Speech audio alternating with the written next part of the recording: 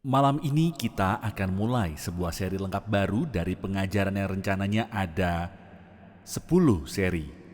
Dan sepenuhnya akan berfokus kepada pentingnya perjumpaan yang dialami Musa di Perjanjian Lama dengan Allah di semak yang menyala terbakar.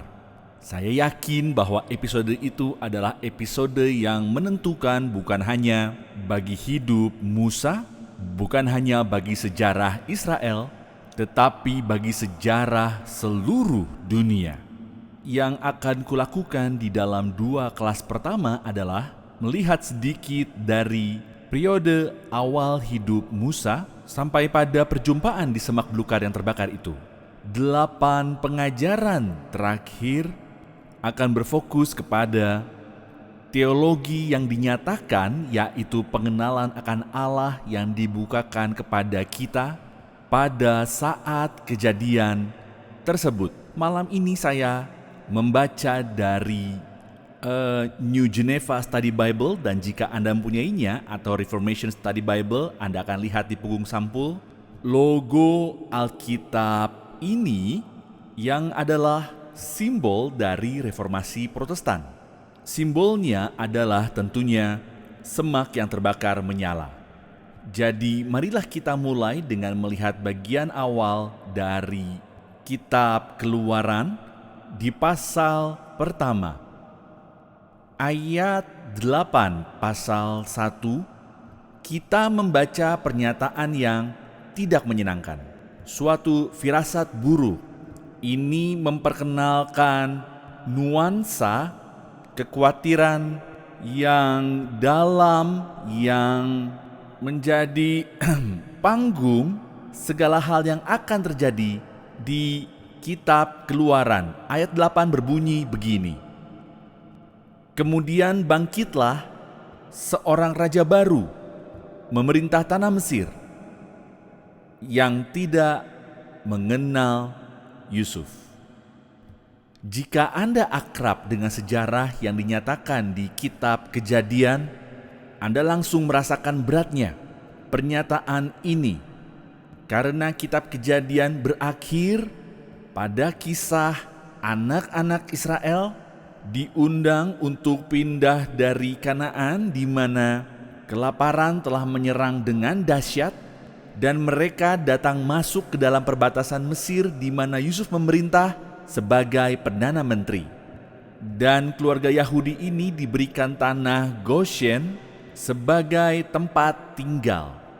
Ketika tahun-tahun berlalu, populasi dari kelompok Yahudi yang tinggal dalam perbatasan Mesir ini berkembang sangat pesat dan menjadi sebuah porsi besar dari populasi Mesir.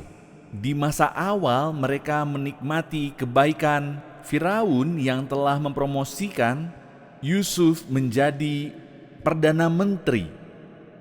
Tapi sekarang semua itu sudah berlalu, dan Firaun baru yang berkuasa, dikatakan di sini, ia tidak mengenal Yusuf. Dan ini menandakan perubahan radikal dalam hubungan antara pendatang Yahudi atau imigran dan tuan rumah negeri Mesir. Dan raja baru ini berkata kepada rakyatnya, bangsa Israel itu sangat banyak dan lebih besar jumlahnya daripada kita. Mungkin ini adalah hiperbola. Mereka tidak sebanyak itu, tapi di mata Firaun ia sangat prihatin akan pertumbuhan bangsa Israel ini di tengah mereka. Jadi katanya, marilah kita bertindak dengan bijaksana terhadap mereka, supaya mereka jangan bertambah banyak lagi, dan jika terjadi peperangan, jangan bersekutu nanti dengan musuh kita dan memerangi kita lalu pergi dari negeri ini. Jadi kata mereka, kita harus bijaksana, kita harus hati-hati. Di satu sisi kita tidak ingin mereka pergi, karena mereka adalah pekerja budak kita yang menjadi ketergantungan ekonomi kita.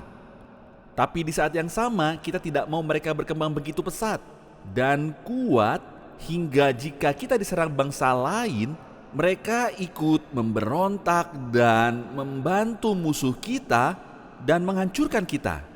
Jadi yang harus kita lakukan adalah mempertahankan mereka di sini, tapi pertahankan mereka dalam kondisi selemah mungkin.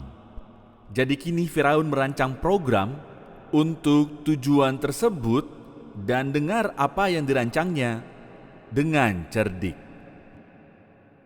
Sebab itu pengawas Rodi ditempatkan atas mereka untuk menindas mereka dengan kerja paksa.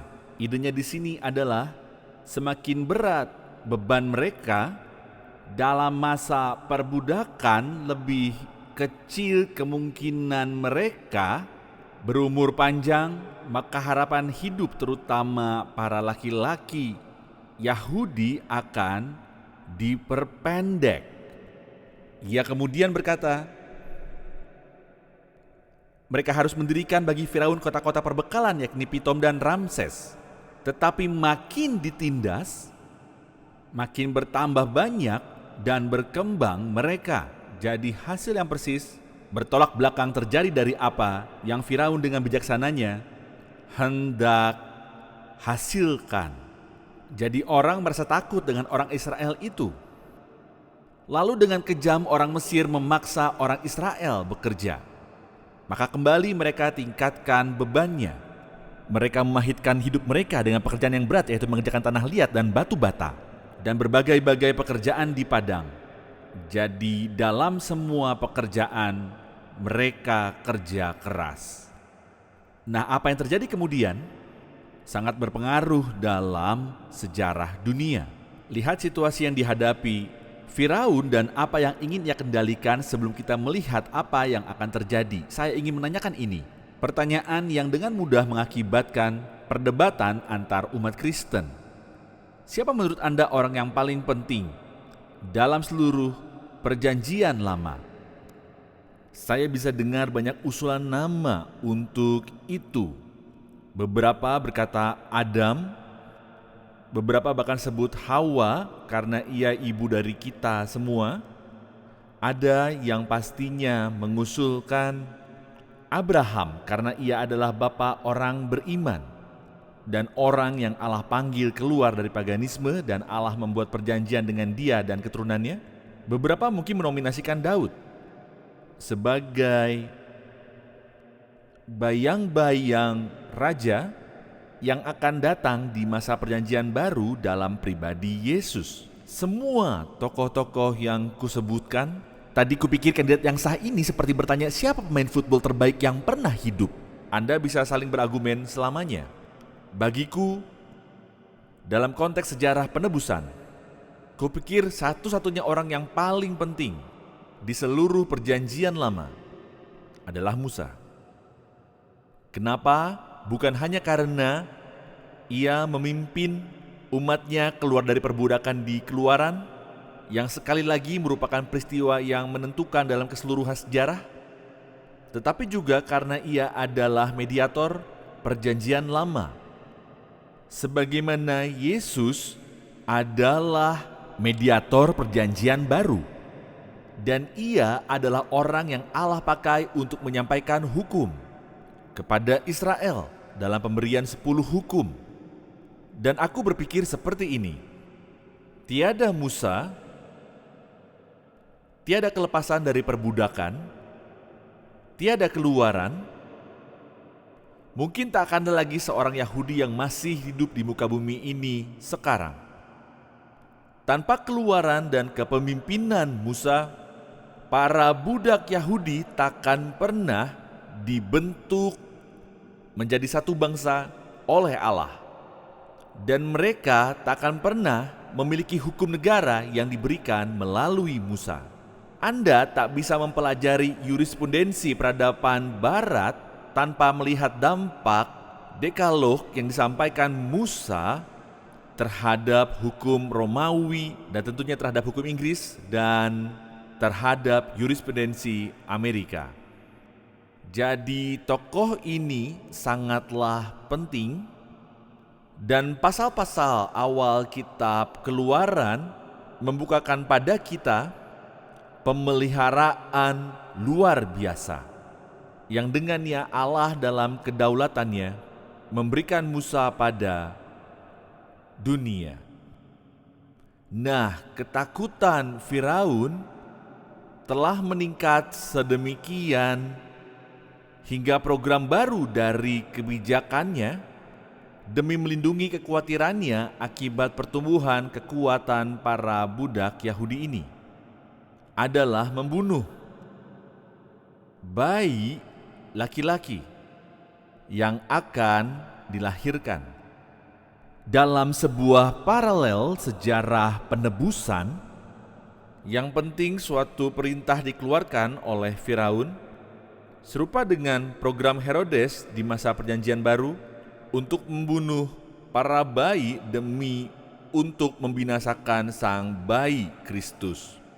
Jadi di masa sejarah ini Firaun mengeluarkan perintah untuk membunuh bayi-bayi laki Yahudi yang baru lahir. Mari baca ayatnya. Raja Mesir juga memerintahkan kepada bidan-bidan yang menolong perempuan Ibrani, seorang bernama Sifra dan yang lainnya bernama Pua. Katanya, apabila kamu menolong perempuan Ibrani, kamu harus memperhatikan waktu anak itu lahir. Jika anak laki-laki, kamu harus membunuhnya. Ini bukanlah sesederhana pemerintah memperbolehkan aborsi, itu saja sudah kejam. Ini adalah kasus pemerintah memerintahkan pembunuhan bayi. Pemerintah, sang raja memerintahkan bidan-bidan Ibrani, kamu harus memperhatikan waktu anak itu lahir. Jika anak laki-laki, kamu harus membunuhnya. Tetapi jika anak perempuan, bolehlah ia hidup. Ayat 17, tetapi. Salah satu kata favoritku di sejarah Alkitab, tetapi. Sesuatu terjadi yang menggagalkan dekrit pemimpin paling berkuasa di dunia. Tetapi bidan-bidan itu yang omong-omong pasti terintimidasi oleh kuasa sang Firaun. Bagaimana tidak? Ia adalah orang yang paling berkuasa di dunia. Tetapi Alkitab berkata, tetapi bidan-bidan itu takut akan Allah. Ini adalah perempuan-perempuan yang takut akan Allah. Dan lebih takut menggusarkan Allah daripada menggusarkan Firaun. Tanpa rasa takut itu dan pemeliharaan Allah, sekali lagi, tak ada Musa, tak ada keluaran, tak ada hukum. Jadi, bidan-bidan itu takut akan Allah dan tidak melakukan seperti yang dikatakan Raja Mesir kepada mereka. Ini adalah tindakan tidak taat hukum yang diberkati oleh Allah. Kita selalu wajib mentaati pejabat sipil kecuali mereka memerintahkan kita untuk melakukan hal yang Allah larang atau melarang kita melakukan hal yang Allah perintahkan. Dan dalam hal ini mereka diperintahkan untuk membunuh bayi-bayi ini yang akan melanggar karakter Allah dan hati nurani mereka.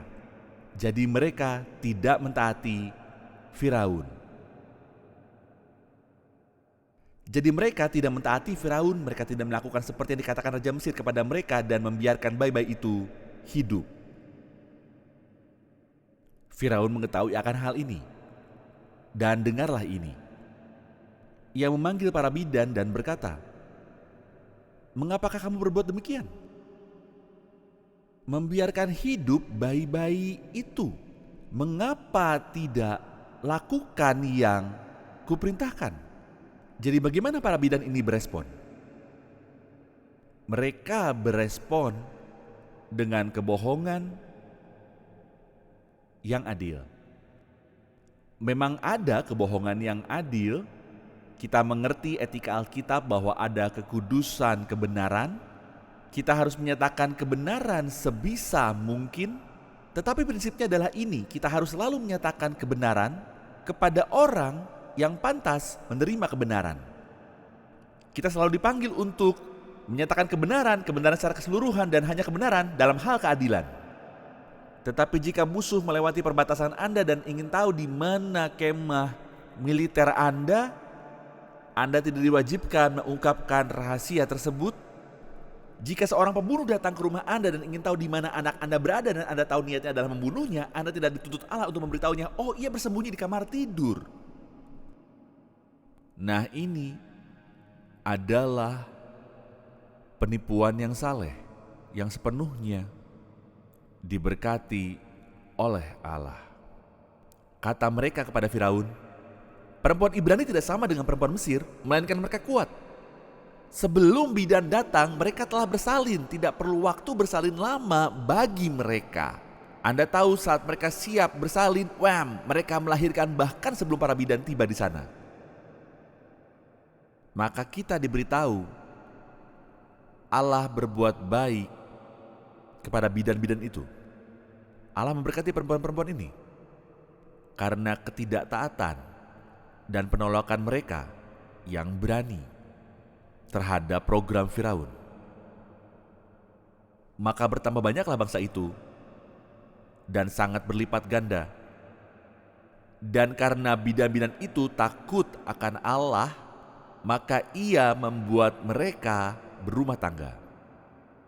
Lalu Firaun memberi perintah kepada seluruh rakyatnya, lemparkanlah segala anak laki-laki yang lahir bagi orang Ibrani ke dalam sungai Nil, tetapi segala anak perempuan biarkanlah hidup, bukan hanya Yahudi, semua orang. Aku akan mendapatkan mereka dengan cara apapun. Kita baca seorang laki-laki dari keluarga Lewi kawin dengan seorang perempuan Lewi, lalu mengandunglah ia dan melahirkan seorang anak laki-laki. Ketika dilihatnya bahwa anak itu cantik, disembunyikannya selama 3 bulan lamanya. Ia melahirkan anaknya dan ia tahu jika anak laki-laki ini ketahuan oleh pemerintah, oleh tentara Firaun, anaknya akan dibunuh. Jadi ia menyembunyikannya. Ia sembunyikan anaknya selama 3 bulan. Anda dapat menyembunyikan bayi 6 minggu dengan cukup tenang. Anda dapat menyembunyikan bayi 6 minggu dengan cukup tenang, tetapi saat paru-paru mereka berkembang dan saat mereka berusia 3 bulan, tangisan mereka tidak dapat dihentikan. Jadi orang-orang pasti mulai menyadari ada bayi di sini. Dan ia tidak dapat terus-menerus disembunyikan. Tetapi ia tidak dapat menyembunyikan lebih lama lagi, sebab itu diambilnya sebuah peti, kata yang sama digunakan untuk bahtera Nuh. Diambilnya sebuah peti pandan, dipakalnya dengan gala-gala dan ter. Ia membuat peti kecil ini, kemudian diletakkannya bayi itu di dalamnya, dan ditaruhnya peti itu di tengah-tengah teberau di tepi sungai Nil. Ia menyerahkan bayinya pada kemurahan Allah, pada kedaulatannya, dan pada pemeliharaannya. Ia tahu, aku takkan lagi mampu menjaga keselamatan bayi ini. Aku harus melepaskannya.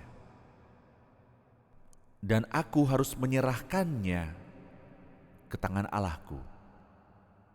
Bahwa Allahku akan menyelamatkannya, menjaganya dari murka Firaun. Jadi ia membuat kapal kecil ini. Ia tidak membuatnya terapung-apung di sungai Nil. Ia menaruhnya di alang-alang agar dapat tetap tersembunyi. Disuruhnya kakak perempuan sang bayi mengikuti dan melihat jika ada orang yang akan menyelamatkan sang bayi. Lalu dalam pemeliharaan Allah, seorang perempuan turun untuk mandi di sungai. Ia tidak sedang mencari bayi Yahudi untuk diadopsi. Ia hanya turun ke sungai untuk mandi, dan dia bukanlah perempuan biasa. Dia adalah putri Firaun. Bisakah Anda bayangkan teror dalam hati kakak Musa ketika ia melihat putri Firaun mendekati alang-alang di mana peti kecil yang berisi adiknya tersembunyi? Oh tidak. Ia datang semakin dekat dan itu adalah putri Firaun. Dayang-dayangnya berjalan-jalan di tepi sungai Nil. Lalu terlihatlah olehnya peti yang di tengah-tengah Teberau itu.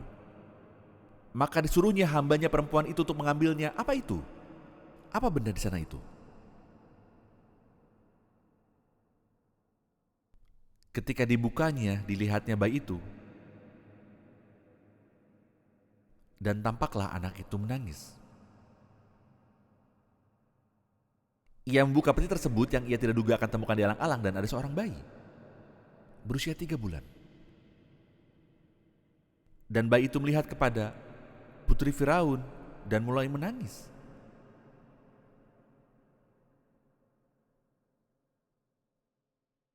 Lalu kita baca, belas kasihanlah ia kepadanya dan berkata, tentulah ini bayi orang Ibrani. Ia tidak hanya berkata, ini pasti salah seorang bayi Ibrani, akan kulaporkan kepada ayahku dan biar tentara datang untuk membuang anak ini. Tidak, ia berbelas kasihan. Ini adalah seorang perempuan. Dan insting alaminya ketika ia menemukan bayi dan sang bayi menangis adalah mengasihaninya dan mengangkatnya, menggendongnya dan mencoba menghibur sang bayi. Ia tidak tahu apapun tentang 10 perintah Allah atau peristiwa keluaran, bahwa ia menggendong sang mediator perjanjian lama di pelukannya. Ia adalah seorang perempuan yang mengasihani seorang bayi yang terapung. Bertanyalah kakak anak itu kepada putri Firaun, akan kupanggilkan bagi tuan putri seorang inang penyusu dari perempuan Ibrani untuk menyusukan bayi itu bagi tuan putri. Sahut putri Firaun kepadanya, baiklah. Lalu pergilah gadis itu memanggil ibu bayi itu. Maka berkatalah putri Firaun kepada ibu itu, bawalah bayi ini dan susukanlah dia bagiku, maka aku akan memberi upah kepadamu. Bawalah bayi ini dan rawatlah ia bagiku, aku akan adopsi bayi ini. Aku akan membayarmu jika kamu menyusuinya. Membayarku, ini bayiku. Tentu aku akan menyusuinya, tapi ia tidak katakan itu. Ketika anak itu telah besar, dibawanya lah kepada putri Firaun, yang mengangkatnya menjadi anaknya